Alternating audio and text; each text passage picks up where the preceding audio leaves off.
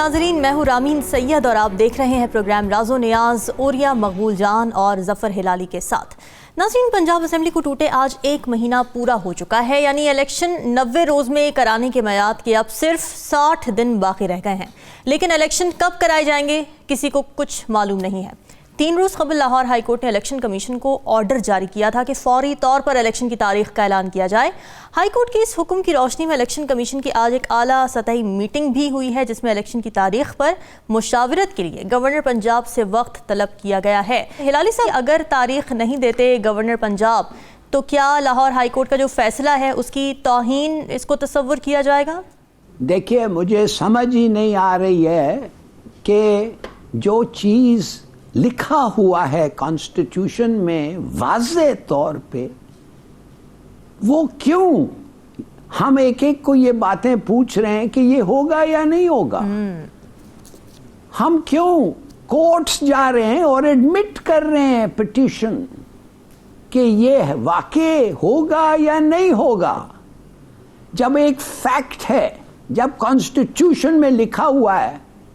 एक private citizen court पे जाके एक सवाल पूछ रहा है कि होगा या नहीं होगा, इसका मतलब ये है कि शुबा है, शक है कि वो नहीं होगा। यही बात है। और अगर यही बात है तो माय गॉड, माने के फायदा क्या कॉन्स्टिट्यूशन रख के। ये कह रहे हैं कि एक हिस्टोरिक डिसीजन है लाहौर हाई कोर्ट का कि उन्होंने कह दिया है कि डेट दो। रियली? माने कोई ऐसी चीज इतनी हिस्टोरिक है कि कॉन्स्टिट्यूशन में जो लिखा हुआ है वो हिस्टोरिक हो जाता है? मुझे तो समझ नहीं आ रही है हम कर क्या रहे हैं अदालतों में इस पे, जो there is no doubt at all 90 दिन के अंदर इलेक्शन होना चाहिए। तो क्यों नहीं लाहौर कोर्ट को छोड़ें, क्यों नहीं फिर इलेक्शन कमीशन जाता है। अगर इलेक्शन कमीशन को नहीं आता है पढ़ने, अगर इलेक्शन कमीशन पढ़ नहीं सकता तो जाएं supreme court, it is the final authority in the land, और उनसे पूछें क्या लिखा हुआ है, हम पढ़ नहीं सकते, या बताएं आप कोई ऐसे वजह है जो इलेक्शंस नहीं होल्ड कर सकेंगे 90 दिन में। Is that possible? और आपको जवाब मिल जाएगा। व्हाई द अनसर्टेनिटी, मुझे समझ नहीं आ रही है।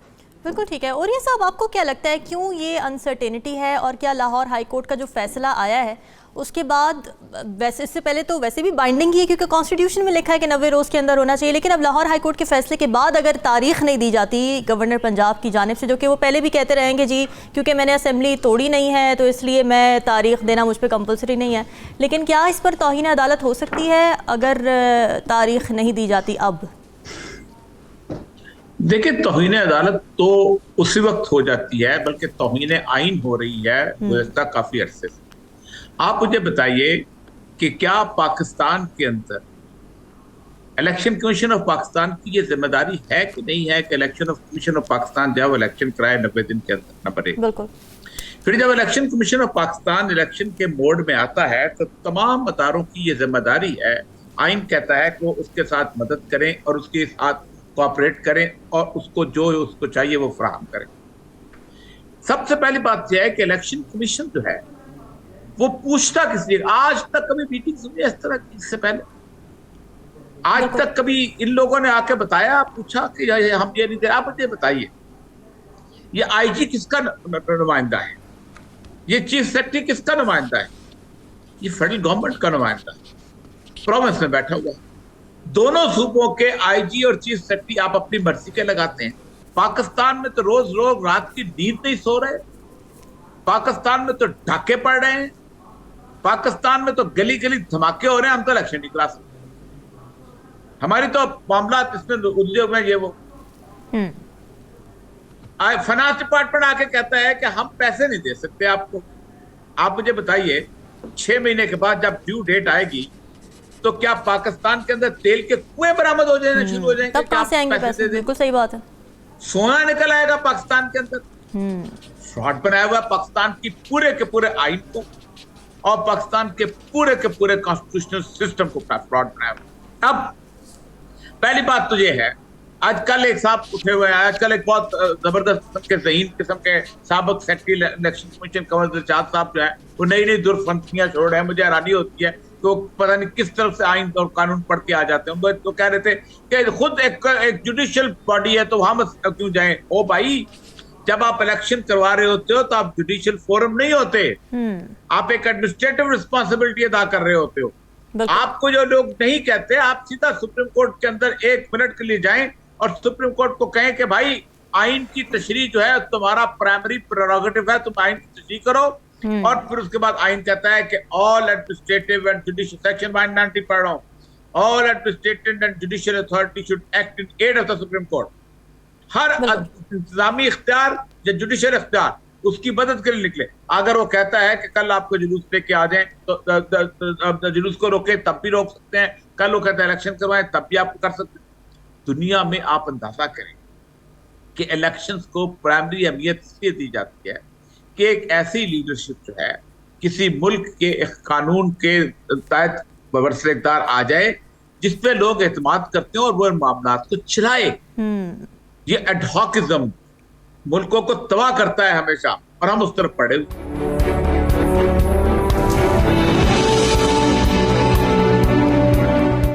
हिलाली साहब, अगर हम ये फ़र्ज़ कर लें कि गवर्नर मान जाते हैं और इलेक्शन की तारीख का ऐलान भी हो जाता है, तो फिर वजारत दाखिला, वजारत दिफा और पुलिस ने इलेक्शन कराने से जो माजूरी जाहिर की है उसका क्या बनेगा? ताबुन करेंगे वो? नहीं, माजूरी अगर भी जो भी वो कहें, अगर डेट फिक्स हो गया है कि उनको गुड फेथ में इलेक्शंस की कोशिश करनी है, वो कह ही नहीं सकते कि हाथ खड़ा कर दे और कहे कि हम नहीं जाते। ये कभी हो सकता है? Out of the question. देखिए, 45 दिन पहले वोट के हर चीज तैयार होना चाहिए था। और मैं समझता हूं अगर ये फिक्र है और मुझे फिक्र है कि पता ये क्या करेंगे, कर सकते हैं, ये कुछ नहीं करेंगे और फिर आस्ते आस्ते वक्त जाता रहेगा और फिर करेंगे ओ हेल अब इतनी देर हो गई है तो आप तो हो ही नहीं सकती, इम्प्रैक्टिकल है। तो मेरे ख्याल में सुप्रीम कोर्ट ऑफ पाकिस्तान जो आफ्टर ऑल कॉन्स्टिट्यूशन का उनका काम है हिफाजत, अब फिक्स करे रिस्पॉन्सिबिलिटी किसका होगा, अब फिक्स करे पेनल्टीज किसके ऊपर लागू होंगे। कहने की बात यह है कि लगता ऐसा है एक डिलिबरेट मूव है टू पोस्टपोन इलेक्शंस। माफ करिए, अगर ये हो गया तो कॉन्स्टिट्यूशन तो उन जिन लोगों का काम ही यही है, जो वजूद में इसीलिए आए हैं कि कॉन्स्टिट्यूशन को इंटरप्रेट करें, वो अपना अगर काम ना करें तो आप और मैं फिर क्या है? That means we are a lawless society. कोई फर्क नहीं पड़ता क्या लिखा हुआ हो। बिल्कुल ठीक है। अच्छा, और ये साहब ये बताएं कि नून लीग बहुत ज़्यादा खुश नज़र नहीं आई ना लाहौर हाई कोर्ट के फैसले के बाद, तो अगर इस पर कानूनी तौर पे बात की जाए, पीडीएम के पास क्या ऑप्शंस हैं इसको मज़ीद डिले करवाने के लिए? कोई अपील में जा सकती है, इंट्रा कोर्ट अपील में जा सकती है, या फिर सुप्रीम कोर्ट जा सकते हैं लाहौर हाई कोर्ट के फैसले के ऊपर? नहीं, देखे ना, आपने 16 सफ़े का फैसला पढ़ा है, फैसला इंतहाई तफसील से दिया, इसमें क्या इंटर कोर्ट क्या अपील हो? क्या हम आइन के बगैर इलेक्शन नहीं कराना चाहते? आइन के मुताबिक इलेक्शन कराना चाहते? क्या क्या अपील करें? सही बात है। क्या चेहरा लेके जाएं? क्या चेहरा लेके जाएं? यानी आप अंदाजा करें, मैंने पाकिस्तान में पहली दफा गवर्नर्स को बोलते हुए देखा है। गवर्नर्स किसके रिप्रेजेंटेटिव हैं? They are appointee of prime minister. बिल्कुल, शहबाज शरीफ ने उनको लगाया हुआ है। बिल्कुल। और वो बीच में बोलते हैं, वो कहते हैं हम ये इलेक्शन नहीं करवाएंगे, ये कराएंगे, ये नहीं कराएंगे, इलेक्शन हो गए पाकिस्तान के अंदर, पता नहीं क्या हो चुकेगा। एक बात बताऊं आपको, 3 बुनियादी सेक्शन है सुप्रीम कोर्ट के साथ अहम तरीन डील करते हैं। एक तो यह है कि सुप्रीम कोर्ट के पास इख्तियार हासिल है कि वो आइन की इंटरप्रिटेशन करें, कोई और ना शहबाज शरीफ को इख्तियार है ना इमरान खान को इख्तियार है, और ये इख्तियार सिर्फ और सिर्फ सुप्रीम कोर्ट का है कि वो आइन की इंटरप्रिटेशन करे। किसकी इंटरप्रिटेशन क्या है? जो 240-54 लेके कूदते फिरते हैं कि जनाब अगर डिले हो जाए तो कोई मसला नहीं होता। दूसरा 184(3 इख्तियार है उसको कि किसी ऐसे मामले के अंदर, नंबर 2 चीजें, matter of public importance and matter concerning the fundamental human rights. आप मुझे बताइए, क्या election matter of public importance नहीं है? क्या ये आवाम के लिए अहमियत का दर्जा नहीं रखता? तुम लोगों के लिए नहीं रखता होगे, आम आदमी के लिए है। बिल्कुल है। तो ये भूख से मर रहा है। आम आदमी के लिए हैं कि जिसको तो तुमने तो उसके लिए हेल्थ कार्ड तक बंद कर दिया। आम आदमी के लिए है जो कि जिंदगी गुजारना जिसके लिए मुश्किल है मैटर, तो सुप्रीम कोर्ट इंटरवीन कर सकती है बगैर किसी की दरखास्त के। ठीक है। नंबर 3 सेक्शन 187 कहता है सुप्रीम कोर्ट को कि वो तमाम तर वसाइल इख्तियार करे जिससे उसको अल्टीमेट जस्टिस प्रोवाइड करे, यानी मुकम्मल इंसाफ फराहम करे। अगर आइन के अंदर कोई चीज नहीं लिखी हुई, अगर कानून के अंदर कोई चीज नहीं लिखी हुई, अगर कोई ऐसा लॉ मौजूद नहीं है, तो सुप्रीम कोर्ट अल्टीमेट जस्टिस फराहम करे और उसकी अथॉरिटी को पूरी दुनिया मानते। आपको इस वक्त सुप्रीम कोर्ट को जाग उठना चाहिए। कब जागेंगे ये मुल्क में लोग? इसलिए कि सारे के सारे लतारे तो मिले हुए हैं। मुझे समझ नहीं आती उस चीफ सेक्रेटरी को और उस आईजी को, उसको नहीं पता ये मैंने काम करना है, मैं किसके कहने पे किस टका कितने साल इनकी नौकरियां रह गई? 1 साल, 2 साल, 5 साल? क्या जवाब देंगे अल्लाह के सामने और क्या जवाब देंगे अपने आप को सेटिस्फाई करके अपने जमीर के सामने? क्या उनको सिर्फ एक चीफ मिनिस्टर कह दे वो जो मर्जी करते फिरे? अहम बात है बिल्कुल। नाज़रीन, डिस्कशन के सिलसिले से आगे बढ़ाएंगे, फिलहाल वक्त हुआ एक ब्रेक का। Stay with us.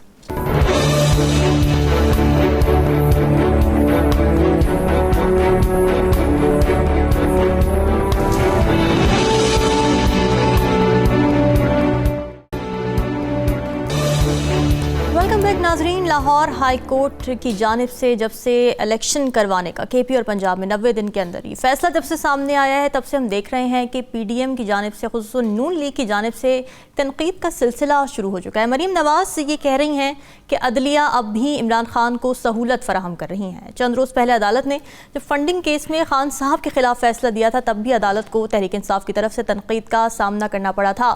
तो औरिया साहब, ये क्या तरीका है कि मर्जी का फैसला आए तो अदालत ईमानदार और मर्जी का फैसला ना आए तो अदालतों की किरदार कुशी की जाती है? देखिए, आपको शायद अंदाजा नहीं कि एक जमाने में मरीम नवाज साहबा ने बकायदा वो बेंच के ऊपर उन्होंने बकायदा की थी कि ये बेसिकली बेंच फिक्सिंग। बिल्कुल, ये इतना बड़ा खौफनाक लफ्ज था किसी भी अदालत के बारे में जिसका आप तसव्वुर नहीं कर सकते। एक जमाने में लाहौर हाई कोर्ट के बारे में बार चीजें चल रही थी और उस वक्त हो रहा था कि जी वो इनको रिलीफ दे रहा है तो कोई कुछ नहीं हो रहा। इसी लाहौर हाई कोर्ट ने उनके वालिद मोहतरम को एक ऐसे केस के अंदर वहां से पाकिस्तान से जाने दिया गया था कि जिस केस के अंदर वो एक सजा काट रहे थे और आलमी कानून के तहत भी अस्पताल को शिफ्ट किया जा सकता है वहां पर जेल के अंदर, लेकिन कैदी को क्रॉमवेल अस्पताल शिफ्ट नहीं किया जा सकता, क्रॉमवेल वहां लाया जा सकता है। उनको अलाउ किया गया। फिर इसी हाई कोर्ट ने उनको एक ऐसी जगह पे भेजा, लंदन, जहां ना उनका समन जा सकता था, ना उनका को हरकारा जा सकता था, ना उनका हुक्म चलता था, ना उसको वक्त वापस दिला सकते थे। फिर एक ऐसे आदमी के पास के जमानत के ऊपर भेजा कि जिसने कहा कि मैं इसको लेके आऊंगा, और फिर कभी आज तक अदालत ने उनको बुला के पूछा है अब उसके बड़े भाई को, आप तो वजीर आजम हो, आप तो रोज जाते हो, आप अपने भाई को पकड़ के साथ जहाज में उठा के नहीं ला सकते। मसला सारा यह है कि ये शय क्यों मिली हुई है। उसकी वजह यह है कि आज पाकिस्तान में हर किसी को आप बुला लेते हैं, किसी को। आप मैं एक और मिसाल आपको देता हूं जी। एक केस पकड़ा गया मलक कयूम का और एक चीफ जस्टिस साहब का। ऑडियो किसकी थी? शहबाज शरीफ साहब की। मलक कयूम की जजी गई, चीफ जस्टिस की जजी गई, लेकर शहबाज शरीफ साहब को किसी ने हाथ नहीं लगाया। क्यों? आसमान से उतरे हुए ये लोग। ये है मसला मरीम नवाज साहबा का। उनको पता है कि मेरे रगों में शरीफ खानदान का खून है, मुझे अदालत बुलाने की जरूरत नहीं कर सकेगी। बिल्कुल ठीक है। हिलाली साहब, मरीम नवाज के अदलिया से इख्तिलाफ की रीज़न क्या है? इस वक्त इख्तिलाफ उस वक्त हो जब आइन से मुतसादिम कोई बात हो। 90 दिन में इलेक्शंस तो आइन में लिखा हुआ है और उसी की इंडोर्समेंट की है लाहौर हाई कोर्ट ने। देखिए, वो डरते हैं इलेक्शन से, जैसे सबको पता है कि वो पिट जाएंगे और जितना देर करेंगे और अक्सरियत से पिटेंगे, बड़ी अक्सरियत से पिटेंगे। अब तो मेरे ख्याल में 2/3 तो ऑलमोस्ट श्योर है। देखिए, मैं एक चीज़ पूछना चाहता हूँ, किसको पूछूं? सुप्रीम कोर्ट से शायद हम पूछ सकते हैं as a citizen of Pakistan, कि लाहौर हाई कोर्ट ने कहा इलेक्शन का डेट दो, कुछ नहीं हुआ। प्रेसिडेंट ने खत लिखा, कहा इलेक्शन का डेट दो, वो 2 गवर्नर्स को जो उसके नॉमिनीज थे, नॉमिनीज नहीं, वो टेक्निकली वो उसके रिप्रेजेंटेटिव्स हैं, कोई नहीं हुआ। बल्कि एक गवर्नर ने कमाल का जवाब दिया, कहने लगा कि मैं क्यों दूं, मैंने इनको रेजिग्नेशन में, मैंने तो आई डिड नॉट साइन, कि जब डिसोल्यूशन हो रहा था मैं मानता नहीं था कि होना चाहिए, और मैंने 2 दिन तक नहीं दिया जो मुझे इख्तियार है कॉन्स्टिट्यूशन में, तो मैं क्यों डेट दूं। इन अदर वर्ड दे दें आप। तो जब आप इन लोगों को डिफाई कर सकते हैं, मैं ये पूछना चाहता हूं, तो जब वो फवाद चौधरी के खिलाफ कंटेम्प्ट नोटिस गया था इलेक्शन कमिश्नर के, वो तो विदाउट डिले इम्प्लीमेंट हो गया है ना, उसको अरेस्ट किया है। माय गॉड, वो तो एक फैसला नहीं करना था फवाद चौधरी, उसको दे अरेस्टेड हिम, और रात में पकड़ के कैसे और सब चीज। What does this show? Selective justice. देखिए, जब जस्टिस सिलेक्टिव हो जाता है तो वो जस्टिस नहीं रहता। क्यों बार बार हम हजरत अली का कोट करते हैं या हमारे नबी का कोट करते हैं कि अगर इंसाफ ना हो तो तरक्की भी हो तो इट डजंट मैटर, ये टेम्पररी फिनोमेना है अगर इंसाफ लोगों को आपके मुल्क में नहीं मिलता। तो दीज आर ऑल, माफ करिए मैं मिसालें दे रहा हूं ऑफ अनइक्वल जस्टिस। तो ये नहीं होना चाहिए। ये बड़ा अहम पॉइंट आपने दिया है हिलाली साहब। अच्छा, सियासी मसाइल तो अपनी जगह हैं ही, अवामी मसाइल भी सर उठा रहे हैं। कई शहरों में आटा नहीं मिल रहा था और लोग इसके हुसूल के लिए ख्वार हो रहे थे कि सेक्रेटरी खुराक और फ्लोर मिल्स एसोसिएशन के दरमियान एक नया तनाज़ा खड़ा हो गया है। सेक्रेटरी खुराक ने 100 से ज़ायद मिलों का गंदम कोटा मुअत्तल करने और 10 मिल्स मालिकान के खिलाफ मुकदमा दर्ज कराने की हिदायत की है, जिसके बाद सूरत हाल और ज़्यादा ख़राब हो चुकी है और आटे का बहरान फिर शिद्दत इख्तियार कर रहा है। दूसरी कई अशिया की किल्लत भी बरकरार है और जो दस्तयाब हैं उनकी कीमतें आम आदमी की पहुँच से दूर हो गई हैं। और ये सब ये क्या इशू है? बहरान के दिनों में मोहतात रहने की ज़रूरत है, फिर ये तनाज़ा कैसे खड़ा हो गया? इन हालात में भी माफियाज को कोई एहसास नहीं है। देखिए, पाकिस्तान के जो चंद एक बदनाम तरीन महकमे हैं ना, उनमें से एक खुराक का महकमा है। अच्छा, वो क्यों? सूबा सिंध का हो, पंजाब का हो, बलूचिस्तान का हो और या खैबर पख्तूनख्वा, इन महकमों के अंदर जो सेक्रेटरी लगते हैं वो बाकायदा इसके लिए बाकायदा मुद्दतों पैसे दे के और सिफारिशें करके लगते हैं। अच्छा। और जो वजीर लगते हैं वो खास तौर पे इस जगह पे बाकायदा मेहनत करके लगते हैं। पाकिस्तान के अंदर गंदम की कमी कोई नहीं है, लेकिन हम करते क्या है कि हम उसमें से मुनाफाखोरी के एक रुझान के तहत हम अपनी गंदम जो है वो सस्ते दामों भेज देते हैं और कुछ हम अपने पासकों के गोदाम में स्टोर कर देते हैं। और फिर उसके बाद करते क्या है कि हम जब क्योंकि बात उससे मुनाफा कमाया होता है, जब वक्त आता है थोड़ी देर के लिए तो हम कहते हैं भाई गंदम की कमी हो गई है तो यूक्रेन से मंगा लो, रशिया से मंगा लो, और वो फिर और पैसे दे के हम उसको मंगाते हैं, फिर हम स्टोर में रखते हैं। फिर हम कहते हैं कि आवाम को सब्सिडी देनी चाहिए, तो हम कुछ मिलों वालों को सेलेक्ट करते हैं, उनको कहते हैं कि अगर 100 रुपए का बाजार में मिलता है आटा तो हम तुम्हें 75 रुपए का दे देंगे, तुम आवाम को भी 75 के हिसाब से बेचो। फिर उसके बाद रिश्वतखोरी का वो एक बाजार गर्म होता है, ये सारे का सारा मामला चलता है। बलूचिस्तान के अंदर और केपीके के अंदर चूंकि स्मगलिंग होती है, और स्मगलिंग सिर्फ वहां नहीं होती, अपना उस तक अपना क्या नाम है जो अफगानिस्तान था, ये ताजिकिस्तान तक, वहां दूर दूर तक अमेरिका खाद और गंदम जाती है। अब आप देखें बलूचिस्तान के किनारों के ऊपर फ्लोर मिल्स बनी हुई है, यहाँ से गंदम जाता है और वहां पर आप देखें एक इतनी बड़ी फ्लोर मिल की क्या जरूरत है। नोशकी जैसे शहर में जिसकी 25,000 आबादी थी नहीं, अब 40,000 होगी। इसी तरह और इस तरह पशीन के चमन के आसपास आबादी, वो वहां से गंदम आती है और बड़े आराम से उसको एक फूड स्टफ एक्ट बनाया हुआ है, उस फूड स्टफ एक्ट के तहत राहदारी मिलती है और वो राहदारी जो है वो डिप्टी कमिश्नर वो सारे बिल मिला के उसको पार करते रहते हैं। तो पाकिस्तान में गंदम का मसला नहीं है, पाकिस्तान में बदयांती का मसला है। और बदयांती किसके ज़ेर साया होती है? हुकूमत के ज़ेर साया होती है। चारों हुकूमतें किसकी हैं इस वक्त? तो मुझे लगता है कि केपीके और पंजाब में भी पीडीएम की हुकूमत है, जो नजर आ रहा है, क्योंकि सारे हकामात वहीं से आ रहे हैं, चीफ सेक्रेटरी वहीं से चल रहा है। इमदाद अली बुसाल को जो खास तौर पे इनका प्रिंसिपल सेक्रेटरी होता है शहबाज शरीफ का, उसको वहां से वहां जाके लगा दिया हुआ है। या जिसको चाहे अपने मर्जी का बदला लगाया हुआ है, काम तो ब्यूरोक्रेसी ने करना होता है। अब मैं आपको एक बात बताऊं, होना क्या है इस क्राइसिस के अंदर। सर लेकिन ये देखिए ना, ये पहली दफा तो नहीं हो रहा ना, सारी हुकूमतें जो है माफियाज के अंडर आ जाती हैं, तो फिर हम क्या कहें कि सारी हुकूमतें ही पे बददियानत है। मैं वही कह रहा हूँ ना कि बददियानत की इंतहा है। असल मसला ये है ना कि गुज़िश्ता तो 2-3 साल तो आप कोरोना में गुजारते रहे, चलो ठीक है जैसे भी गुजारा, लेकिन इस तरह का क्राइसिस तो नहीं आया ना आपके पास। ये क्राइसिस आपको पता है कब आया था?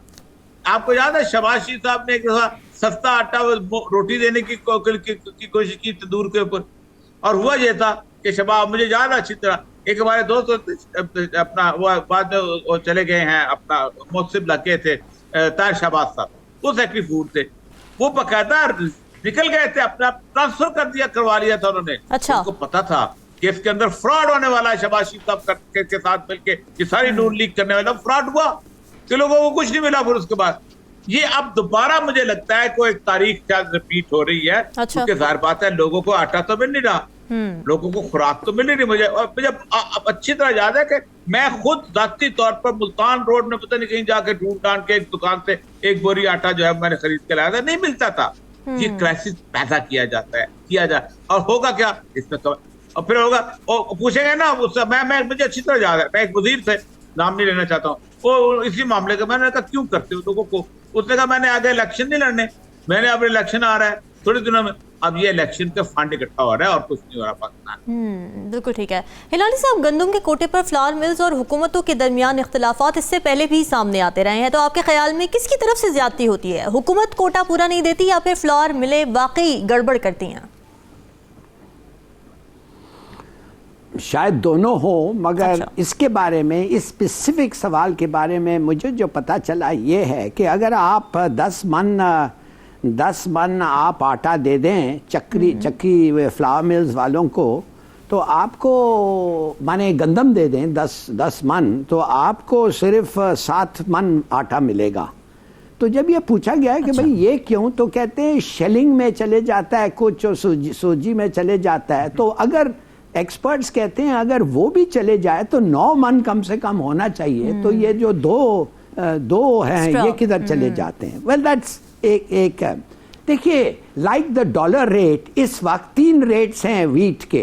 एक अच्छा। है 65 रुपया किलो, उसमें अगर आप उसको खरीदें तो आपको कीड़े भी निकल आएंगे उसमें, और शायद वो बायो लैब में देना चाहिए या जू में रखना चाहिए, अजीब से कीड़े निकलते हैं उधर से। अच्छा, दूसरा है 105 फी किलो, 105 रुपया फी किलो, और तीसरा है 120 रुपया पर किलो। तो ये 165 वाला किलो जो है ये रहता नहीं है, जैसे मिले पका के खा लो, नहीं तो कीड़े वीड़े आ जाते हैं। अच्छा, ये तो 3 रेट्स हैं, जैसे everything has 3 rates in this, माफ करिए, ब्लैक सोसाइटी हमारा जो होता है इस तरीके से ही चलता है। अफसोस की बात। अब दूसरी बात यह है कि ये तकसीम कैसे होते हैं। हाँ। अगर मैं आपको बता दूं कि इस वक्त मेरे सामने मेरे पास एक वीडियो है, या एक मेरे कैमरामैन के पास है जो उसके पास इधर है। अच्छा। कि वो वीडियो अगर आप देखें तो औरतें ट्रक के नीचे से जाके आटा रिसीव कर रहे हैं। क्यूज ऐसे हैं कि वो ट्रक के नीचे से जाके उनको आटा मिल रहा है ना, 5-10 किलो का। What I am trying to, आपको मैं सिर्फ ये बताना चाहता हूं कि सब्र हमारे लोगों में बहुत है, ये मैं मानता हूं। बल्कि लोग कहते हैं कि यार अगर सब्र इतना नहीं होता कि शायद इतने सारे फौज जो आते और जाते हैं सब कॉन्टिनेंट से, तारीखी हिस्ट्री जो है कि जब अफगानिस्तान से आते थे अफसोस से उनको ये नहीं पूछा था कि तुम क्यों आए हो इधर, सिर्फ ये पूछा जाता था कि आप जाना किधर चाहते हैं। कहने की बात यह है कि अगर इस किस्म का हिस्टोरिक टॉलरेंस और मीकनेस हमारे पास हो तो शायद राइट्स भी नहीं होंगे। जब फैमिन कंडीशंस आते हैं तो शायद लोग ना निकलें, शायद। अच्छा। कुछ लोग कहते हैं यार नहीं निकलेंगे, मगर मैं समझता हूं कि अगर ऐसा ही ये चला और आपके कैलकुलेशंस गलत हैं और फैमिन कंडीशंस इधर आए तो कुछ ना कुछ होगा। तो प्लीज, अब फूड सेक्रेटरी पंजाब जो है वो तो कहता है कि यार कोई बात नहीं, 20 किलो, सोचिए 20% सॉरी 20% अगर वो जो फ्लावर मिल्स काम करते रहे तो सुनिए पंजाब में कोई कमी नहीं आएगी। किसी को याद दिलाना चाहिए कि Punjab is not Pakistan. All of Pakistan की बात करूं, नॉट सिर्फ पंजाब। और सब जगह कीमतें मुख्तलिफ हैं जब नहीं होना चाहिए। भाई रहीम यार तक, रहीम लाहौर से रहीम यार खान तक एक कीमत है, उसके बॉर्डर के बाद डबल हो जाता है। क्यों? माने कि वो 5 गज में कोई खास ऐसी चीज है। यहाँ पॉइंट है इस पे ओरिया साहब से जरा बहुत सारे जी। ओरिया साहब क्या लगता है आपको, क्यों ये इतने मुख्तलिफ रेट क्यों हैं? अब डॉलर के पहले थे, अब गंदुम के भी हो गए हैं। देखें, हर डिप्टी कमिश्नर जो है ना वो एक सेक्शन 144 लगाता है।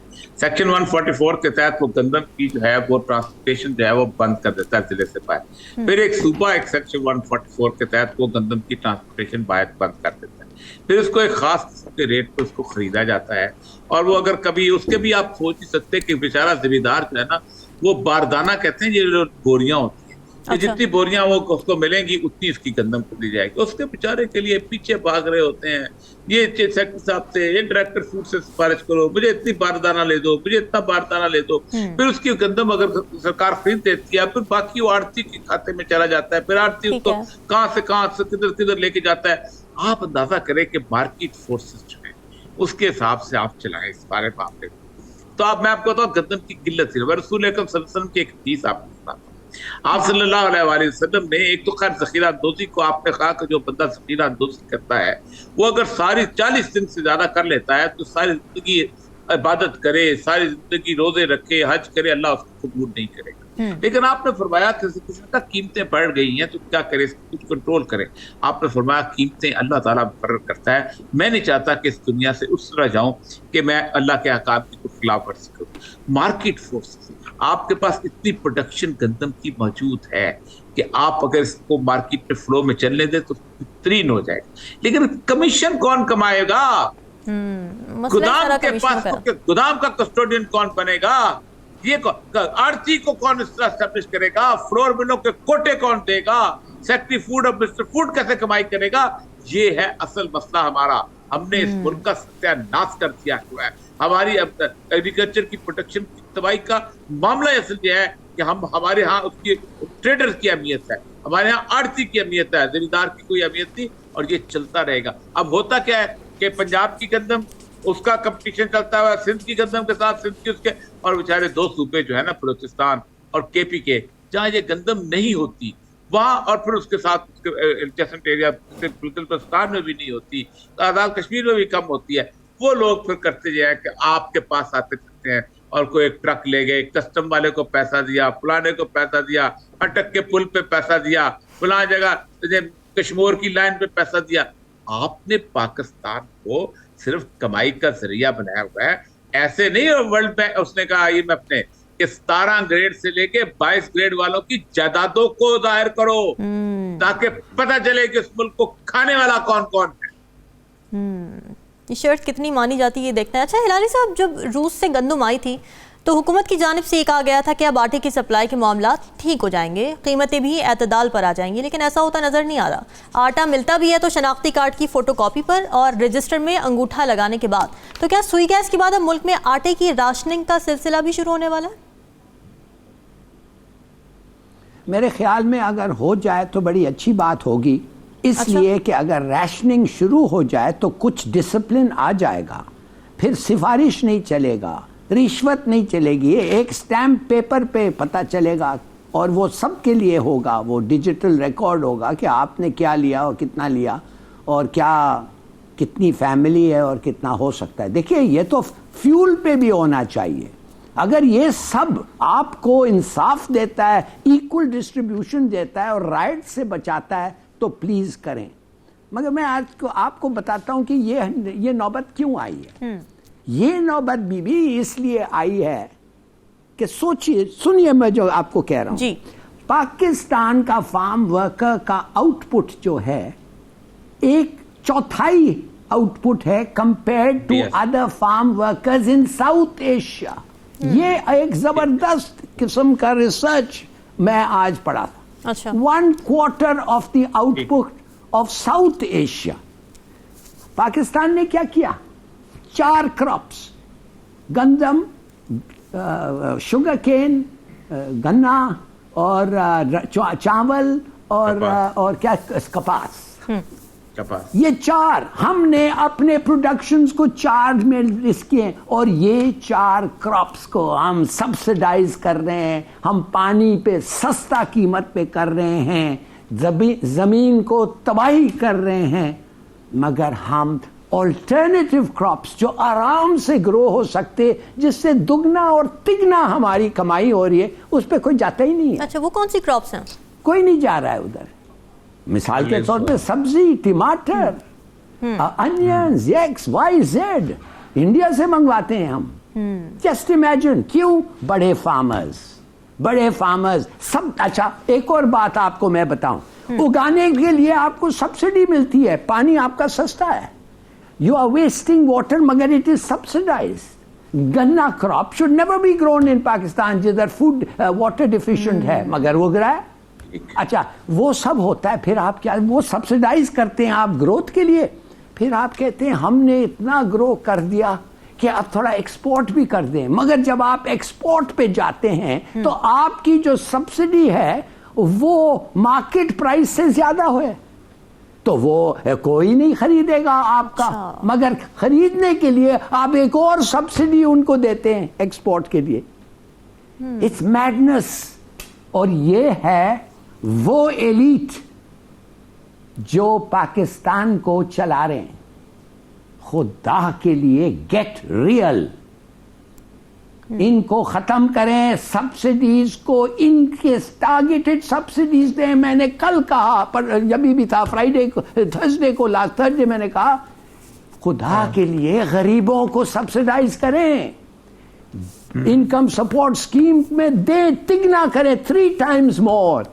मगर नहीं, आप इनडायरेक्टली देते हैं, आप सब्सिडीज उनको देते हैं कि जरूरत ही नहीं है। ये जो औरिया साहब बिल्कुल सही कह रहे हैं, ये तो बाहर जा रहे हैं।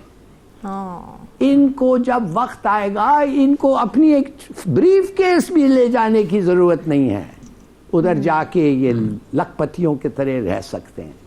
आप कभी मार्बल आर्च जाएं, मार्बल आर्च में जाके पता चले कि 1/2 स्क्वायर माइल में कितने पाकिस्तानी सियासतदान और बड़े बड़े ओहदे पे जो लोग हैं, कितने के पास फ्लैट्स। बड़ा अच्छा आपने टेक्निकली समझाया है हिलाली साहब, बड़े अच्छे आपने पॉइंट्स दिए हैं। नाज़रीन, यहाँ वक्त हुआ एक ब्रेक का। विदास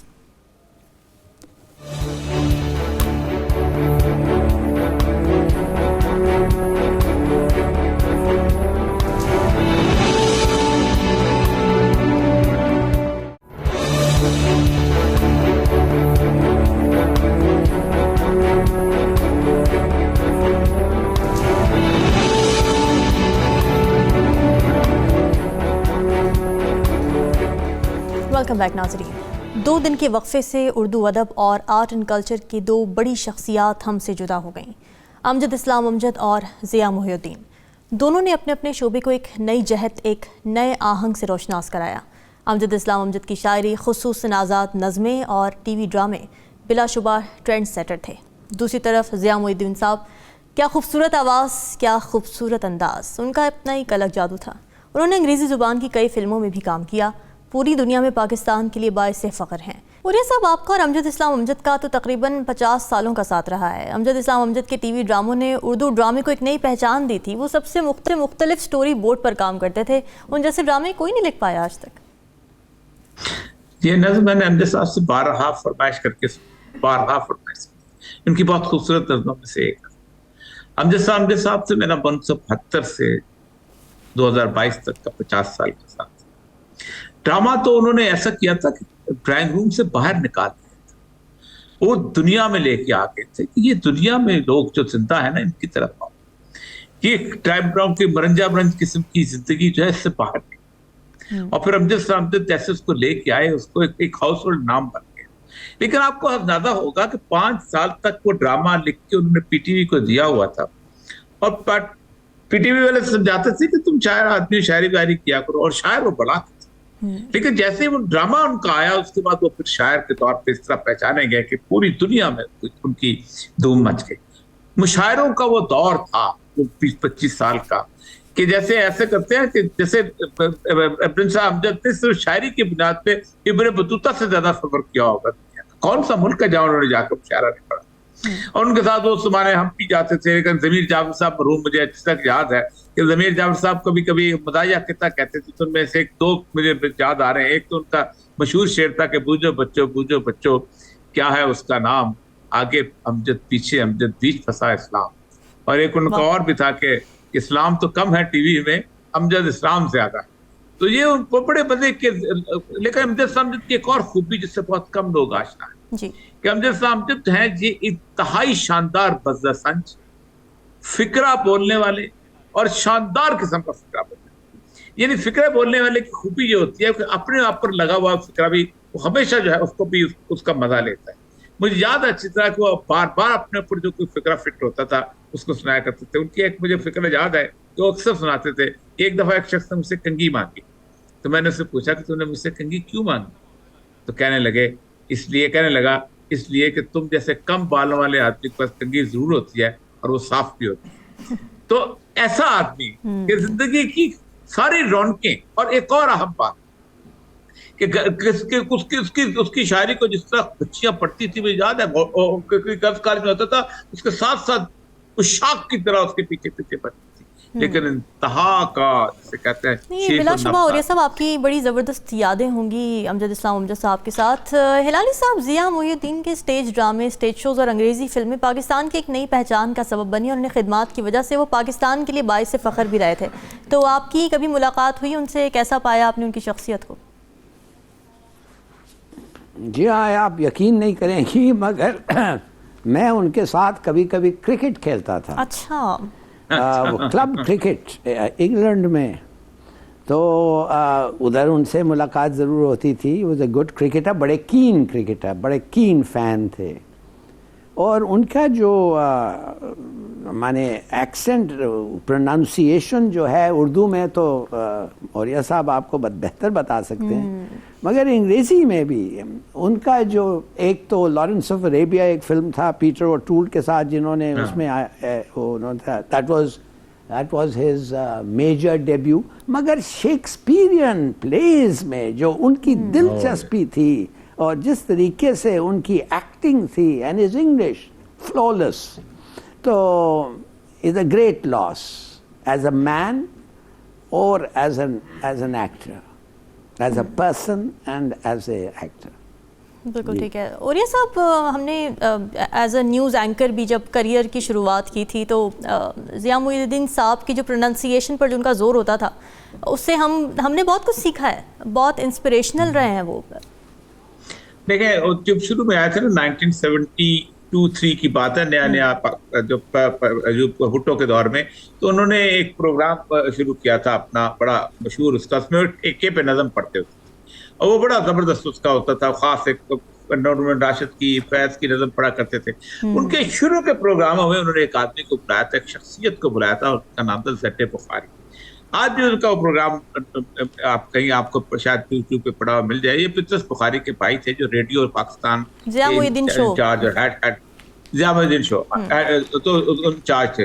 तो उन्होंने उसको बताया कि मैंने ज़िया को कैसे समझाया था चीजों।